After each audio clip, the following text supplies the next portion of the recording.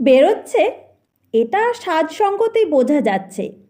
সুমন্ত তখন চিরুনিখানা প্যান্টের হিপ পকেটে পুরে ফেলে ধীরে সুস্থে বলল, কোনো একদিকে নিশ্চয়ই।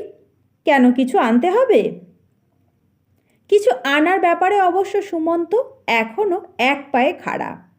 8-10 বছর বয়স থেকে হরদম ছেলেকে দোকানে পাঠিয়ে তার এই নেশাটি ধরিয়ে দিয়েছে সুজাতা। সুজাতা কঠিন গলায় বলল, না, কিছু আনতে হবে না, জানতে হবে। কি জানতে হবে? এই সন্ধ্যের মুখে লোডশেডিংয়ের মধ্যে যাচ্ছিস কোথায় সেটাই জানতে হবে। কেন, আমি কি হাজতের আসামি? তাই এক পা বেরোলেই বলে যেতে হবে?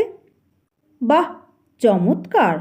ক্রমশই বেশ বোলচাল শেখা হচ্ছে।